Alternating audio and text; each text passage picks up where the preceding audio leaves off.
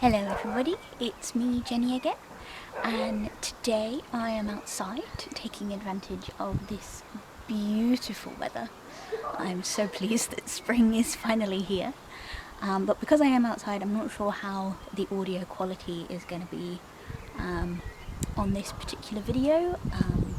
I will do my best, but you'll probably be hearing sort of some extraneous noise. I think my neighbour's kids are playing over in the back there. You'll probably hear the road at some point. I will do what I can to not include those sounds, but we'll see how it goes.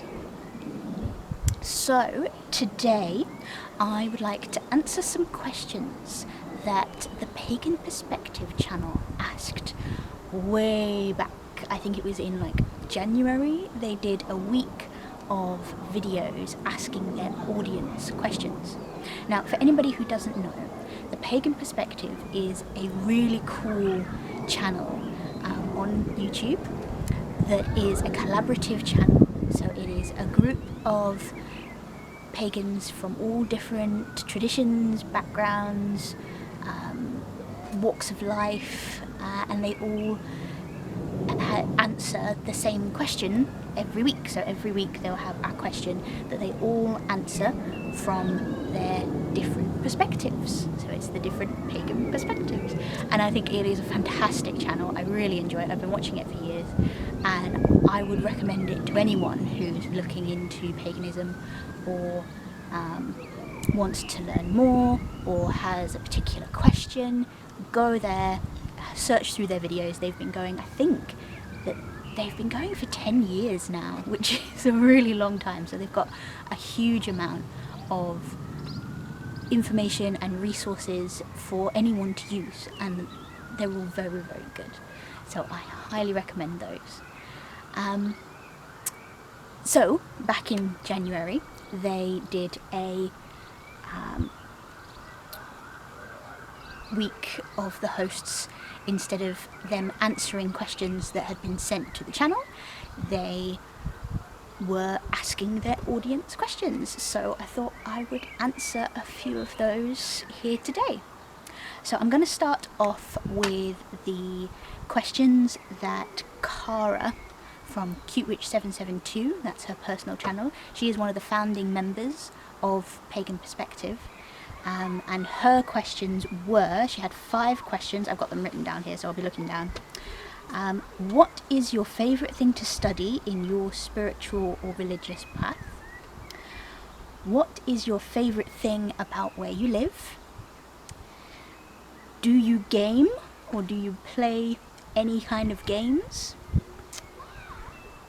What books have helped you on your path? And what does ritual look like for you or in your path? So hopefully I'll be able to answer all these questions today, but we'll see how that goes. If it ends up being like a really, really long video, I might split it into 2 and have 2 parts. So question 1, what is your favourite thing to study in your spiritual or religious path? That is a really interesting question because it could be completely different for everyone. You know, everybody has such individual paths, and everyone will have a different thing about their path that is their favourite. So in my path, I describe myself as a pagan witch. So my path does include quite a bit of witchcraft, and I have recently really enjoyed studying herbalism and herbal lore and plant lore and things like that. I've been getting lots of books recently all about the wildflowers and plants that you might find in the hedgerows or just out in the wild around where I live. I've also been looking into mushrooms. It's not really the time of year for mushrooms, that's more sort of autumn, September, Octoberish time, but I've got a book about mushrooms so I can go hunting mushrooms if I get a chance in autumn. So that's something that is really piquing my interest at the moment, and I'm very interested. It's something that I've always been relatively interested in, but it's only recently that I've started properly looking into it and actually making a study of it. So the second question is, what is your favourite thing about where you live? So I am from the UK. I'm currently living in England, and I'm currently living in the south of England. And my favourite thing, particularly at this time of year, is the countryside. Because where I am now, I'm in an urban area at the moment, but 15-20 minutes drive out of town and you hit farmland, and it's just beautiful. You get these rolling hills of all different types of crops and greenery, and you get lots of trees, and along all of the roads, like the country roads, you get lots and lots of flowers and plants at this time of year. So yeah, I think that's my favourite thing about where I'm currently living. It's almost that typical English countryside vista as soon as you get out of town. You know, those gently rolling hills and the patchwork of different fields and the odd farm scattered around here and there, and it is absolutely beautiful. I would recommend anyone to come visit the south of England if you fancy enjoying a little bit of quaint English countryside. Question 3 is, do you game? Do you play games of any description? Short answer is no. I never really got into any sort of gaming. I just don't think I have the patience for it, to be honest. When I was a teenager, I did have a PS1 and a PS2. Anybody remember those? And I did play a few games on those, but I would always get stuck. I would always end up getting to like sort of about 3/4 of the way through the game where it started getting hard, and I'd get stuck on something, and there was always, you know, a certain level or a certain task you had to complete, and you couldn't progress any further in the game until you completed this task, and I would just get stuck, and I'd just be doing the same thing over and over and over again for days, and I'd get really bored and just not bother anymore. There were easier ways of entertaining myself. I could watch TV, and it didn't require a certain skill level for me to carry on to the next episode. Or I could read a book. So yeah, gaming was never really a big thing for me. I do occasionally play some little like mobile games when I'm feeling sort of in need of distraction, or if I'm somewhere like waiting for an appointment and I'm just really bored and I don't have a book with me or anything like that. I will sometimes just play a silly little game. You know, the silly little mobile games that you get. I've tried out Candy Crush. I've tried out. There was a farmstead one that I rather enjoyed for a while, but got bored of after a while. Yeah, just those sort of things really. But no, I don't generally game. Number 4 is, what books helped you along your path? Oh my goodness. This could probably be a video in and of itself. I could go on forever about all the different books that I have enjoyed as part of my path. I won't go into huge detail right now, otherwise this video will end up being so very, very long. But there were definitely some books that stuck out for me. One of them being Scott Cunningham's Wicca, A Guide to a Solitary Practitioner. That was probably one of the first books that I got about paganism, Wicca, witchcraft, any of that. You know, the first serious book I got about that. And I loved it. I loved the writing style. I loved sort of Scott Cunningham's voice and the way that came out through his book. And it was just marvellous. Such a gentle and easy introduction into one possible path, or one possible way you could practice witchcraft or paganism. And I would highly recommend it, even if you read the whole thing and go, no, none of that really resonated with me, I'm not really interested in what he's describing here. At least then, you know, that's a path that you're not interested in. You know, just because you don't agree with something doesn't mean it's not valuable to know and it's not valuable to read. That book is now pretty old, so just keep that in mind if you are going to read it. I believe it was published in the very early 90s or possibly late 80s, so it's approaching 30 years old now, so it's a pretty retro book. So just keep that in mind if you sort of come across things that aren't accurate or aren't sort of something that you might come across in modern witchcraft or modern day-to-day life. It is a pretty old book now, but I would definitely still recommend it. It is a very nice, gentle, easy first look, if you like. Another book that I really enjoyed was Beth's Hedge Witch.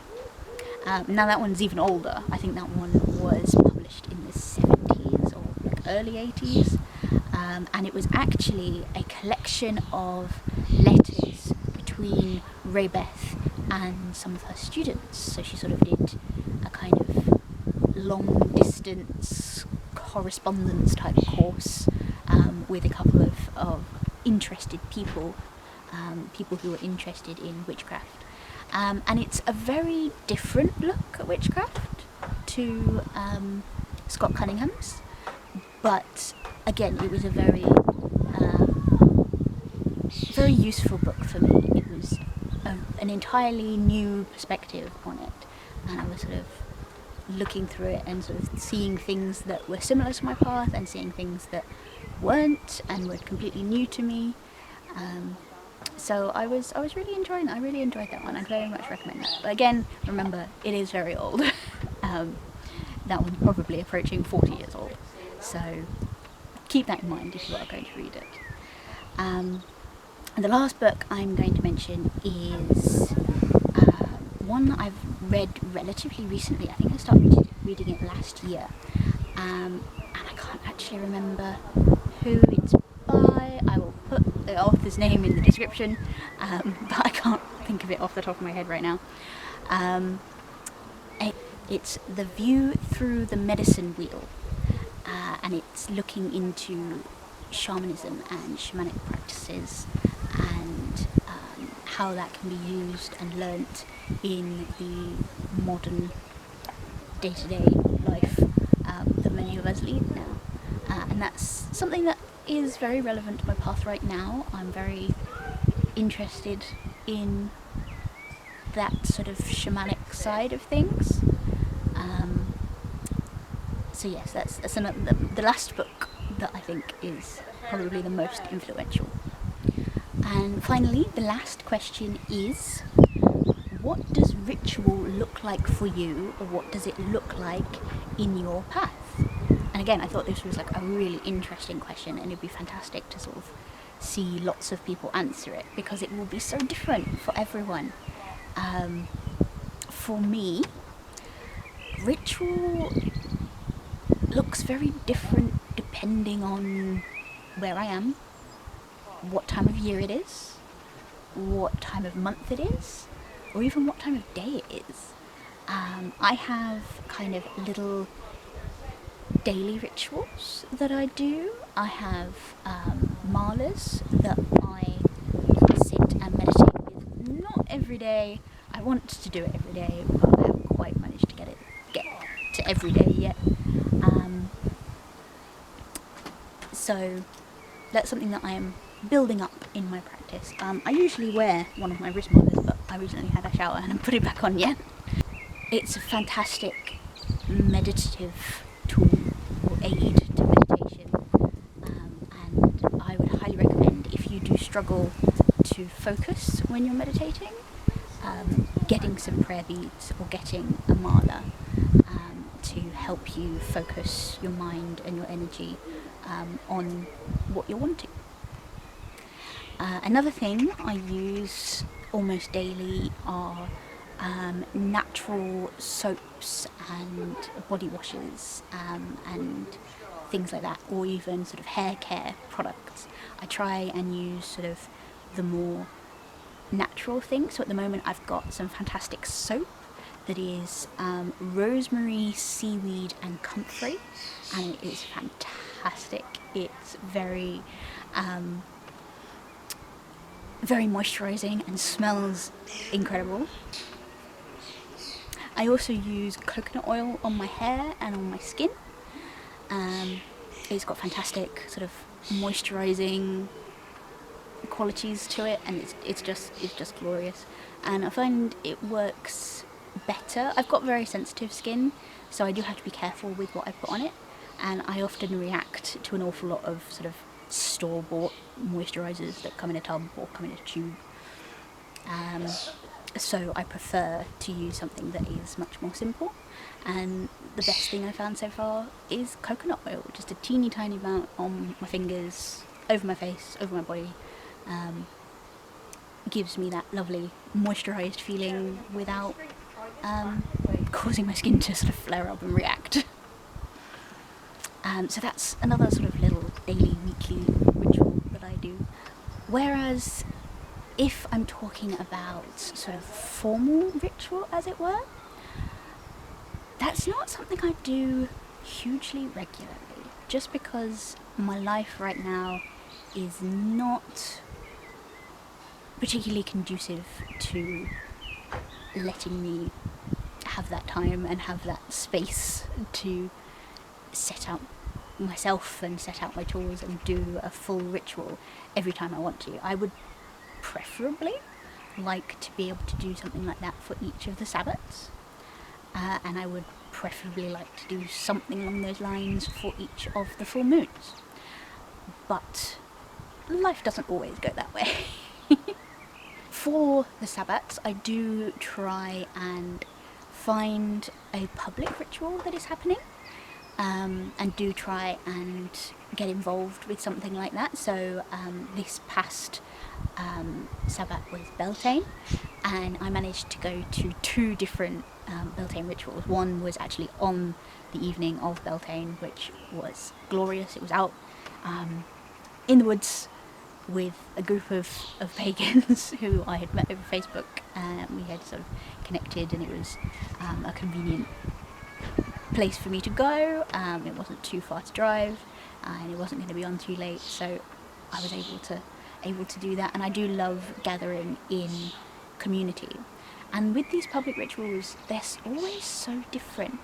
You know, they always have a slightly different flair or a slightly different flavour depending on what the group's focus is, or what the person's tradition is who is leading the ritual.